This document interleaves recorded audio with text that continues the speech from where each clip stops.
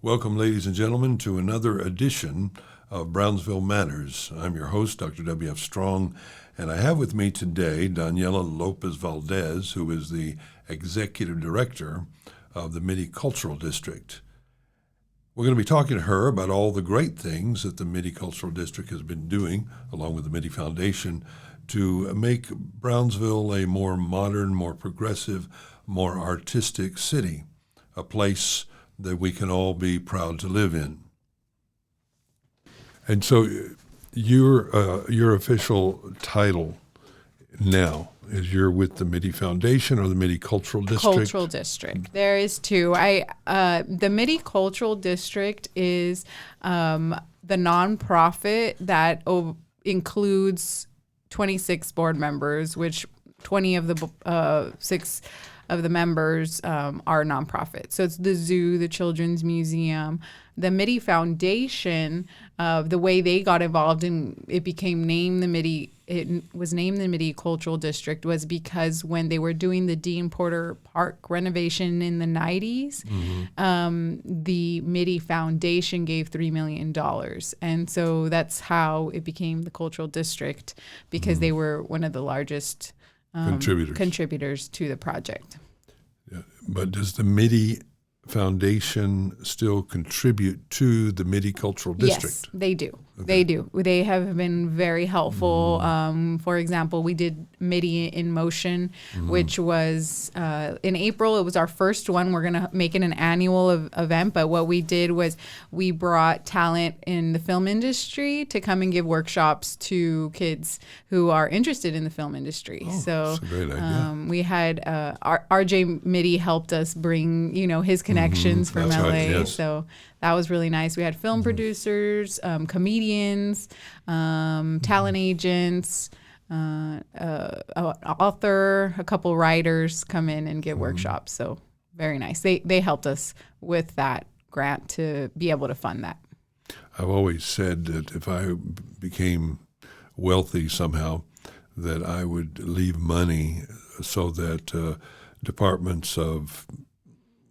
particularly departments of English, could bring in a high-level author every year to talk about writings. They could bring in and leave an endowment of $1 million so they could spend $50,000 every year bringing in a high-level author to speak and perhaps do a workshop or something like that, because there's never any funding for that sort of thing. Yes. And it's a great experience for the students to.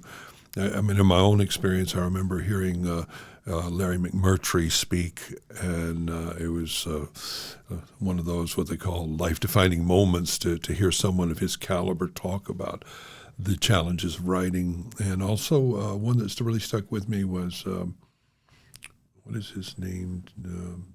Dickey, James Dickey, I think, who wrote Deliverance. Oh, yes. That was made into a Burt Reynolds movie that was kind of a classic, but he was very interesting. I think he was most interesting because he was so honest about his own life. He would say things like, I was once having an affair. Of course, I was a drunk in those days, so I wasn't really the most moral person, Wow. and he would just share these stories. And I remember this line that he had that he said, it's always stuck with me. He said, "We have all been in rooms we couldn't die in." And he was referring to a hotel room he was in having an affair. Oh, wow. And he said, I was with this woman, and they said, I saw this painting of a cow. And they said, a horrible painting of a cow. And he said, it's a room you can't die in, not only because of the painting, but because of the affair. Wow. So that's how he was. And he was a great dramatic reader. He read from his novel, and he was just superb. And so that memory of him reading so well has always stuck with me. And that's been 30 years ago. Okay. So that's why I would create such an endowment to give students forever that kind of experience there. And that's why these foundations are so important in our society, because they provide this lifeblood of funding that no one else will do. Exactly. And whatever we could do to help, because I plan to make this an annual event. So right now we're looking at timing. I know we actually worked with the university. What was the professor? He came to the event, but a lot of the film students were already in finals, so it was hard for them to participate. So we had about 12 volunteers, but they, I would like to expand it to not just be film, but, writing as well, anything in the arts. I think we had an artist come give a talk, and she was mostly 2D art, but, they get that experience. And we had an acting coach, which a lot of the students got to act with him, which they got that personal acting. They were acting with him for 2 hours on stage, and he was coaching them. And he had taught RJ, he had taught Mila Kunis. He had a long list of actors that he had personally taught in the industry. So the students were able to fantastic experience to be connected to those professionals and to help them dream. Yes. And to give them a confidence that this can happen. Exactly. What is your background? My background is I studied at Southern Methodist University, and I did advertising and markets and cultures and a minor in fashion media. And markets and cultures was my favorite major because not very many people know about it. At that time, it was only Duke University and SMU who had it, and it's pretty much economic sociology. But I feel that that's been the major, even though I do a lot of marketing, and that is the major that's made the most impact, because it's about bringing the economic point of view, the sociological point of view, the business point of view together, and being able to see how to make a solution out of that. And I feel that that has been what I've done most, not only in my current job as executive director of the Mitte Cultural District, but as well as my role on the BISD board as vice president. So lots of looking at different point of views and making people work together. So a lot of stakeholders that have to be carefully managed, you might say, right? Yes. But are you from Dallas? I'm actually born and raised in Brownsville. Okay. I've been here my whole life. My family is the Lopez family on my dad's side. We have been over 4 generations of Brownsvillians, and they opened the Lopez supermarkets. Oh, how Yes. interesting. Yes. Yes. You had quite an empire here. Exactly. And it was mostly my great-great-grandfather started in the southmost area, and he was the first grocer in the southmost area because there was not any grocery stores there. And so he would let people pay him in chickens or, like that. It's the old barter system. Yes, huh? yes. Oh, In order to make sure the food insecurity was something that was met. So definitely a long line of families. At its peak, how many Lopez stores were there? Do you know? My grandparents, my direct grandparents, they owned 2. And that was on International and McDavid. So those were the ones that but Lopez Supermarket, I believe we had about 10 to 15 in the Valley. Because there was one in Los Fresnos until about 2 years ago. Yes. And I guess it's always that when Walmart arrives, it gets hard. Exactly. That has for me growing up, HEB was a bad word. Yeah, I'm sure. I'm sure. Yes, Yeah. but I mean, HEB does wonderful things now, and it was just as a young child knowing that was a bad word. I was very loyal to my family, and I wouldn't even get down at the parking lot if my aunt or uncle were there. I was like, I'm not going down because Dad said it's a bad word. So I have to stay in the car. I understand, yeah. Yes. My wife is from Matamoros, and her family had panaderias. Okay, yes. And I had like 7 or 8 of them. And she told me, she said, well, when Walmart came in and then HEB came in, it got very difficult to compete, just basic pricing and volume. And so I understand from direct experience with my wife about these struggles. Also, with Walmart, a lot of the little towns had they're the kind of the economy killer in a way. I don't think it was ever necessarily their intention. It was a side effect of being able to buy at such volume and negotiate such low prices so that others couldn't compete. So they became a monopoly in the town. But so you grew up here, and what changes have you seen in your lifetime within Brownsville? I always like to ask that question of people who grew up here, because I've been here for 30 years and I've seen enormous changes, but I wasn't a child here, so that gives you a different vision of things. Yes. I feel like the change that has been most impactful for me has been where we live off of 802 all the way by Military, Laredo Road, and Old Spanish Trail. None of that land was really developed. It was all farmland. It was it? all farmland, and so being able to see the development there and being a very quiet road and a quiet neighborhood, and only my grandparents lived there. We lived there. My aunt and uncle lived there. My cousin. So it was a very safe place to play in the streets. We were always outside, and then going to now where there's. Well, that's nice because your generation generally doesn't have that memory. Your generation usually weren't the play outside generation. That was my generation. Yes. So I'm glad you had that experience because you were a child, in the late 90s? Yes. Yeah. I was born in 90, so yes. Okay, yeah.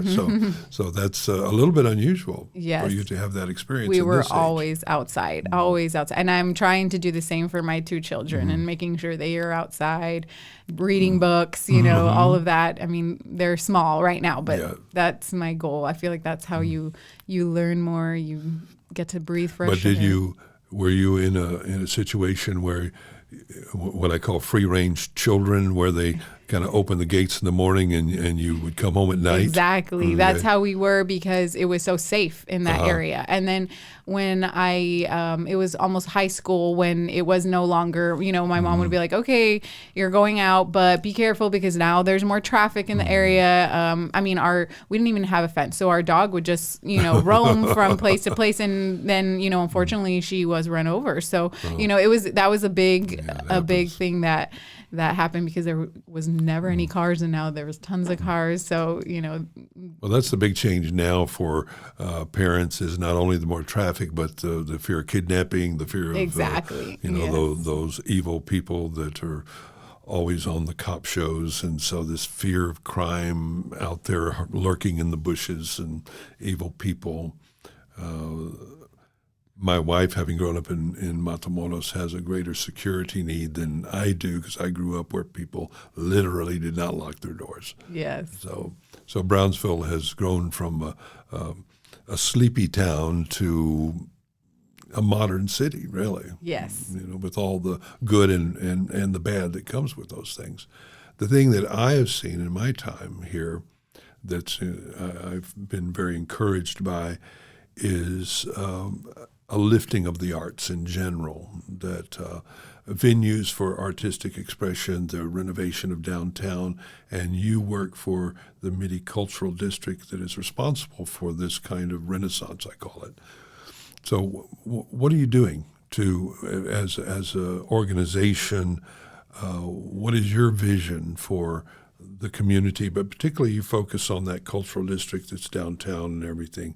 Let's talk first about, I think you can talk about this now, the J.C. Penney and theater purchase. Yes, so that is actually the Mitte Foundation. Oh, okay. So I work for the Mitte Cultural District, and I know a lot of people, it's almost like we have to establish that. The Mitte Cultural District is a part of the Mitte Foundation in the sense that the Mitte Foundation helped get the Mitte Cultural District started, but we are separate and apart as we're a nonprofit 501(c), and we work with all of the nonprofits in the area, 26 members.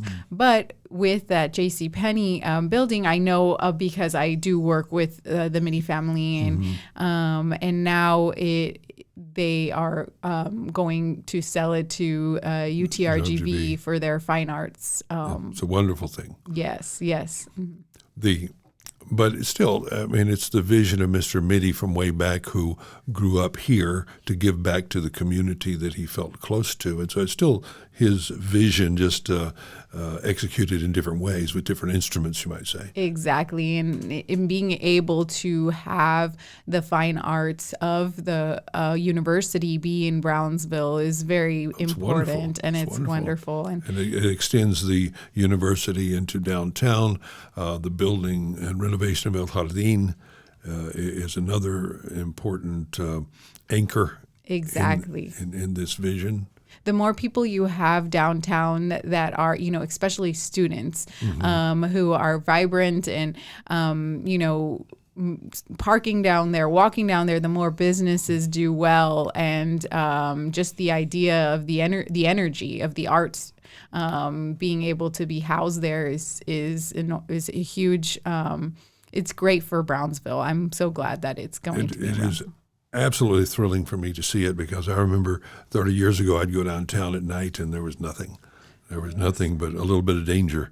Exactly. And now there's a lot of interesting bars and restaurants, and there's life. Yes. There's true vibrancy of life down there at night, and people slowly moving in and buying houses and renovating and refurbishing those homes and buildings.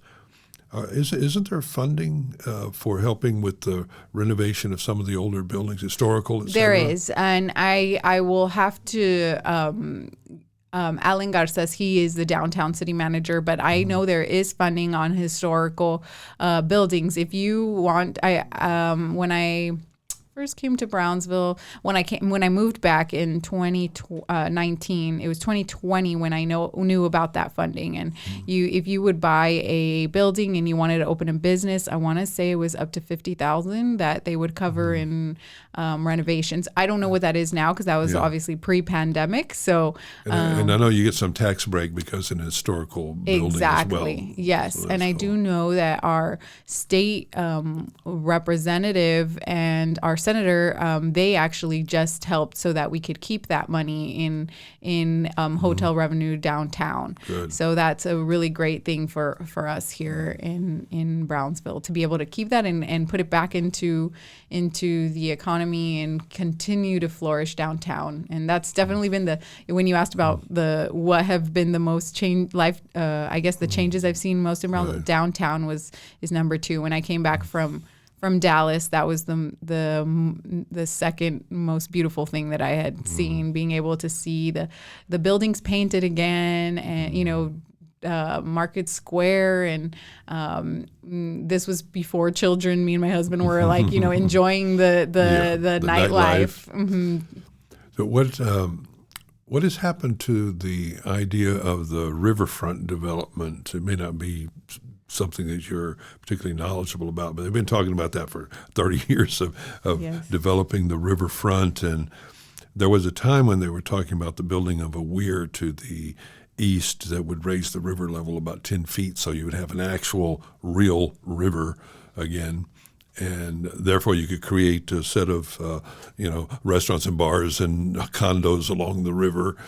Anything with that? Anything going on with that idea that you know of? From what I know of, I know there's a committee. I know that it is made up of several individuals that are in organizations that can make things happen, and I know it is moving along. I don't know necessarily where they are at that point, but I do know that they meet, and I know that it's very exciting. I mean, I don't know too much about like I said, where they are, but they're still going. So. Well, we have to have all these irons in the fire for some of them to come to fruition. And like the El Jardín has been talked about for years. There was a time when there was a company from Chicago that came down, and I remember when I was vice president at the university, they pitched to us the idea of converting El Jardín into dormitories. Okay. Mm-hmm. Since it was close to the university and everything. Yes. But the problem is that the way they had it worked out, they had developed a business model that would have been good for Chicago, okay, but not for us, because those dorm rooms were going to cost $1,000 a month Oh, wow. And we said, well, great if you want to do it and have an empty building. Yes. I don't know what students we have that can afford $1,000 a month for a small room. Actually, Yes. you know, they can. At that time, they could have gotten a very nice apartment for that. Yes. I mean, a really nice apartment, you know, for that. That was about 20. I guess it was around 2002. Okay. You know, so you know. Definitely. Very different economy at the time, but it was interesting at least that someone was looking at it and seeing the possibility of that. Now, you and I have talked about the project that about the murals. Talk about that. So I'm very excited because I was approached by the owner of Pedicab, Cynthia in Lizardi Burlette, and she was very instrumental in making sure that we do this type of, we have a bike walk ability in the Mitte Cultural District, which a lot of people don't talk about, which is which makes it easy to go from place to place. And what better than to celebrate the amazing murals that we have that have been here. Some of them have been here for a while and some are coming up. And we have these great new artists that are participating in preserving the culture through their murals. And we want to be able to do a geo-tagged walking tour that hopefully you will help us with and make sure that it's something that lives. It's like a 24/7 gallery. You know, you can, if you want to look at art, you don't have to just go inside an gallery. It's within our walls, right?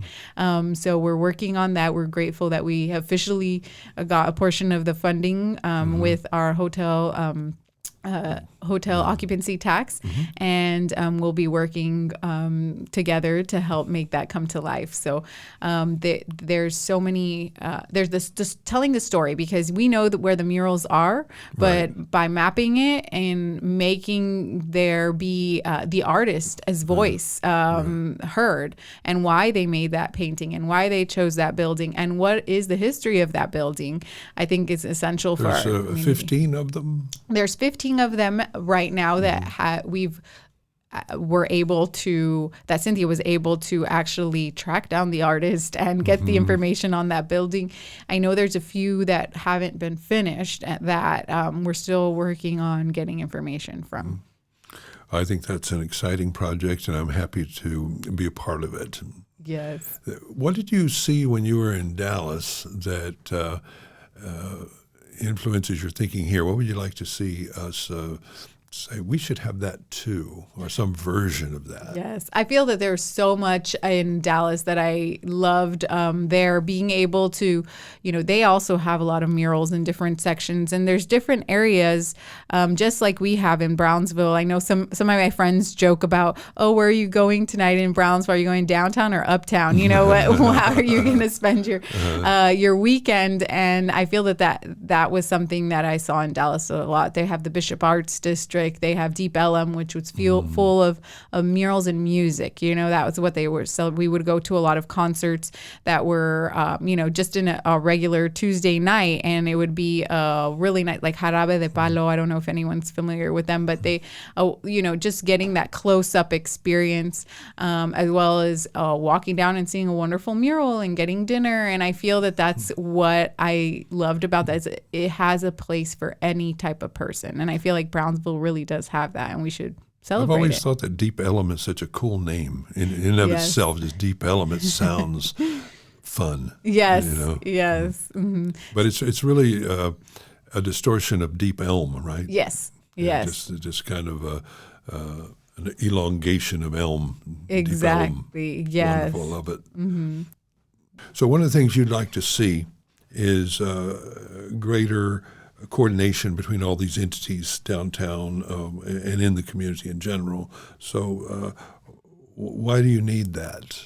I think it's essential in order for anybody to succeed. I mean, I think that's true for the entire Brownsville community.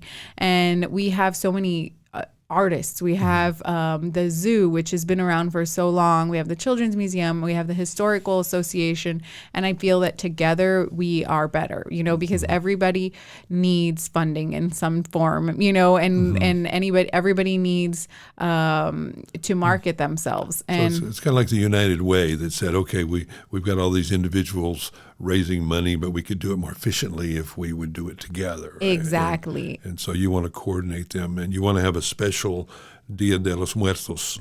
Yes. Would that be one evening, or is that a weekend? So we're planning on making it an annual event. So this year it's going to be the preview, and I would love to invite you and to see what we're doing. And ultimately, we have this culture already. And for example, the Old City Cemetery, it hasn't been fully activated, and we want to celebrate by bringing those families in who are there to you actually do an ofrenda on their grave, and so that way the I love that. Yes, and the Historical Association would benefit because they get people coming and they can give the tours, right, as well as the art museum, which we're bringing some artists from Oaxaca. They're alebrije artists, and the story of Dia de los Muertos is celebrating celebrating life, right? Instead of celebrating death, they're celebrating the life of the individuals who have passed, and we have that story already going on. So my goal is to bring everybody who already has an event together by marketing it as the Mitte Cultural District, but also having that one uniting event, which would be over several days, but the one event would be on that Saturday. And that's when we would be like a concert and celebration of art as well. So that's what we are planning for 2024.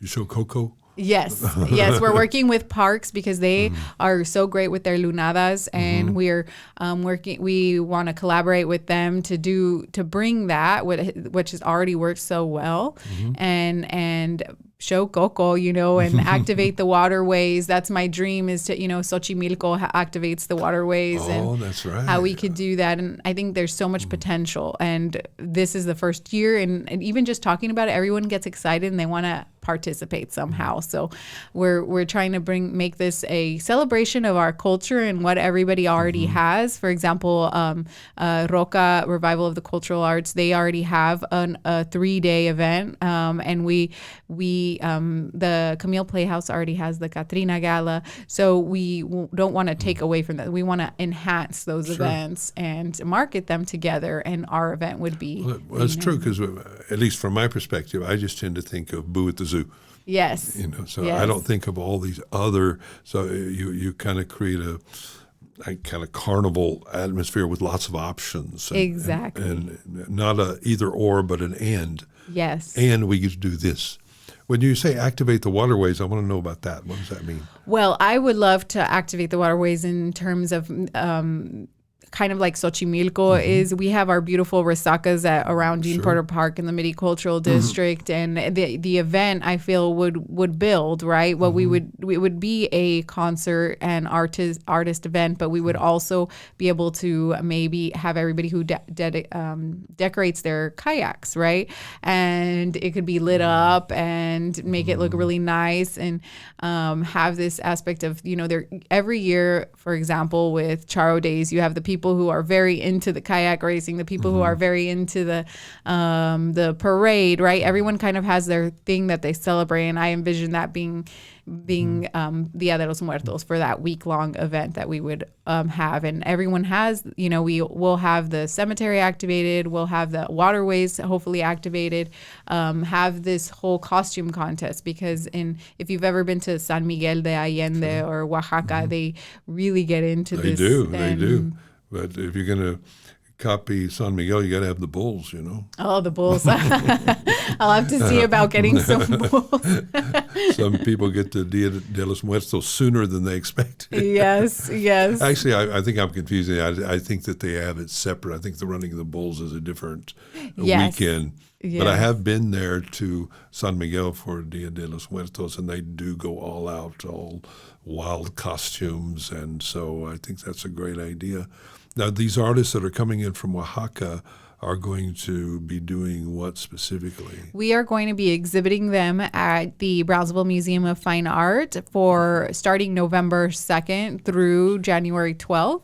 Okay. And they will also be here that week, the first week of November, and they will be offering a workshop, and they will be teaching people how to make alebrijes and how they do it. So there are three generations of Zapotec art in alebrije making. I still regret to this day when I was in Oaxaca about 25 years ago, and I was on the outskirts of Monte Alban, and I ran into this guy he had a mule. I mean, it was just like a classic Mexican movie. He has a mule, and he's brought some goods from his little village, and he pointed to me, it was down the valley and up the other side to the mountains in the distance, about a 20-mile run over there.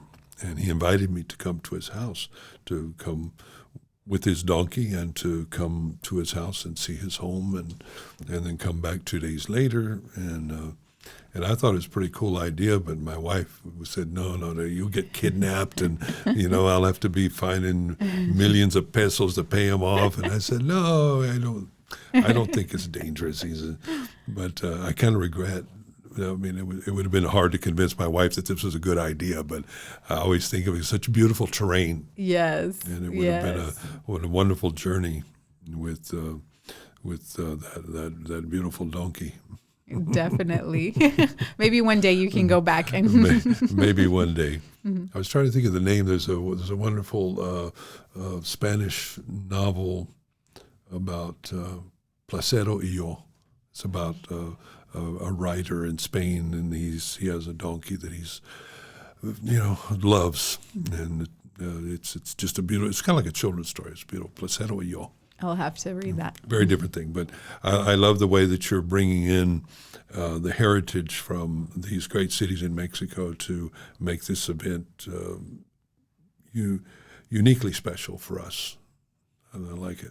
Thank you. I'm excited. I'm excited to see how it comes together. And we love the community input and just the brainstorming sessions that I've had with people. Everyone just gets so excited and their faces light up. And I'm like, whatever I can do to make this happen. And also I try to make people understand. I'm like, okay, the first year we're going to do this. And the next year we can grow, what's realistic. But I feel that the potential is just great. There's so many people who have their specialty. They're like, I'll be the kayak person. I'll be the everyone is like, I'll bring the marimba. Everyone has like a different excitement. In Xochimilco, you do tequila shots and mezcal on the boat. So is that going to be part of this? Exactly, it is going to be part of it. We've the great thing is there's a lot of people that we're trying to bring in local, but also people who were from Brownsville that do make tequila. So we've already gotten some contacts. Pulque? I'll have to explore that. I'll have to explore. Yes, but we're excited. We're hoping to bring those people who are already working in the industry that are have roots in Brownsville and bring those first, and then go from there. Mm-hmm. You were talking about your own background in culture and marketing. I have this project I just love that I give my students in the culture class. And I tell them that their job is to take a product that is uniquely marketed by anchoring it into another culture to sell it in this one. Classic example is Corona marketing itself in terms of Mexican time, find your beach, that sort of thing. Mm-hmm. So they do a great job of finding a product that comes from another land and show how they use the reputation and even sometimes stereotypes of that land in order to better sell it in America. So it's cross-cultural marketing. It's a beautiful project. I always learn great things from it. That's great. I love hearing about that. The students are doing that. That was my senior project, and we had to figure out how to market Bush's beans to Brazil. It was like it was one of those. So you have to take an American product and market it in another, like yes. Taco Bell in Mexico. Exactly. It was. In fact, that's one of the great disasters in cross-cultural marketing is trying to market Taco Bell in Mexico City. It's just never worked. No. But it made us think differently for sure. So, well, at least in my case, what I'm doing is allowing them to take a success story and tell us why it's successful. So they don't have to take something like that. At least they already have the success in their favor. So what did you do for Bush's Beans to make them attractive?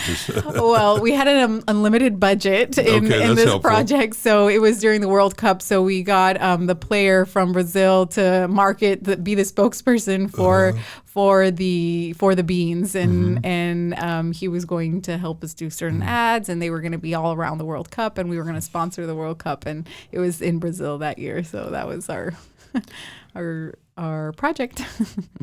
Well, one group did a fantastic thing. They just went to talk to Charlie Clark about how he markets across culture, and he gave them about an hour symposium on how he has done what he has done, and how he has he kind of captured a forgotten market. And said there's a large market that was overlooked by what you might call the gringo marketers. Yes. Because a lot of times in the old days they bring in the marketers from the north and they would say, "This is how you do it," and they missed a whole market.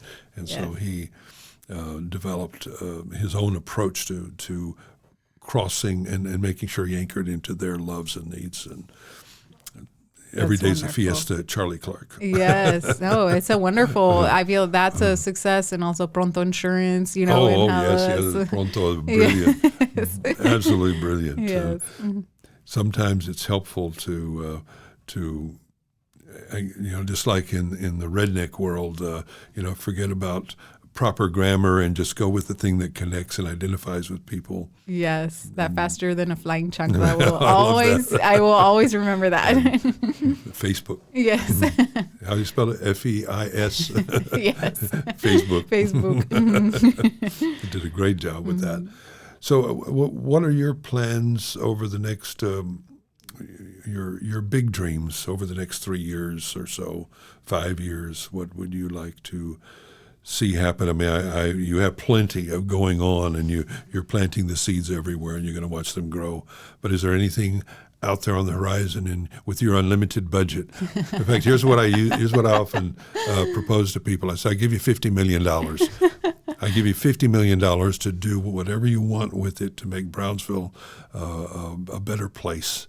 I would say it would be just within the Mitte Cultural District. I have a lot of amazing plans that I see just in the walkability of it. I think that it is more of educating our community on why it's okay to. A lot of people don't really like that there's not parking and all of that, but I mean it's educating them on how you walk. We have these pedicabs that we're trying to leverage for the Mitte murals in the Mitte, and ultimately change the health aspect, right? We know we're one of the most communities with most diabetes, and if you promote art and walking and education and everything that we do have at the zoo, at the Children's Museum, and just showing that education, because we have that component that nobody really realizes how impactful it can be, and in terms of the health of future generations, I think we can do that, and making it safer. More crosswalks, more places to. We've been thinking of how do we connect people to each museum, right? With a science that we're talking about, a science and space museum that will be part of the Mitte Cultural District. And then I would say in general, just because of my background, and I'm also an elected official, I feel that we need to change the way that people talk to each other. I feel like there's something that needs to be said about how beautiful the positivity of our community is, and speaking more positive. And that's what you do here, by doing Brownsville Matters, changing that narrative. Unfortunately, I think there is a lot of media on marketing Brownsville as a certain place, just national news on what Brownsville has made in the past, with everything going on, immigration, all of that in general, I think we need to tell our story, right? It's a safe place to come down here, and we have wonderful people who are doing amazing things. And I feel that maybe the negative overpowers the positive. And I think it's just an education basis of if the more positive we put out there, like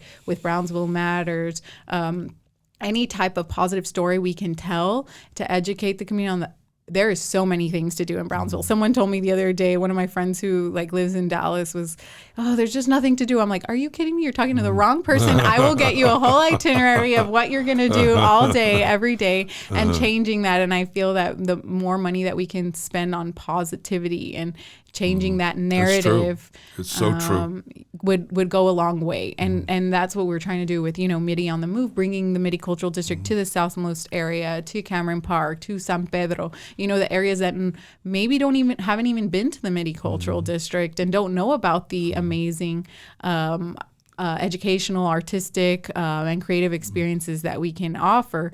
And ultimately, the gateway is through education. And that's why I serve on the BISD board. That's why I do what I do in the Mitte Cultural District, because I believe we can really make a difference and an impact through changing the narrative and making it more positive spin, because it's already there. Let's just capitalize on it. A lot of people kind of cringe when people say Puro 956, but I like it. Me too. I like it because it shows pride of place. Exactly. And I think that, the T-shirts that people have and everything, I think it's really cool because they go upstate and they say, hey, these people are proud of where they're from. Yes. So it's like when some of the universities I've been to in my life where the students would run down the university where they were. And I said, you're just hurting your own degree by running down your university. I said, I used to teach at Texas A&M College Station. I said, why Texas A&M has a great reputation? Because all the students go around bragging about it. Yes. I said, you can't talk bad about it in front of them. They'll get on to you. They'll correct you. And I said, and even when they're no longer students, they're former students. They don't have alumni. They have former students. And they brag all the time. And so they enhance the quality of their own degree by continuing to pump the place long after it. And it's not that they're making it up. They believe it. They have pride of place. And so I'm with you. We have a unique kind of PR battle to fight because of the national news covering the negatives. And we need to work harder as a people to combat that. Yes. Okay, I'm with you. I got a call, I guess it was the beginning of the summer when someone said, are you safe? Said, I see on the news there's just hordes of people. I said, there are not hordes of barbarians at the gate, I said, what you're seeing is one place on the news on a loop that they're playing over and over again, and it's not even here. Yes. And I said, we're fine. This is not a problem. Very safe. And so I have to make that case over and over again.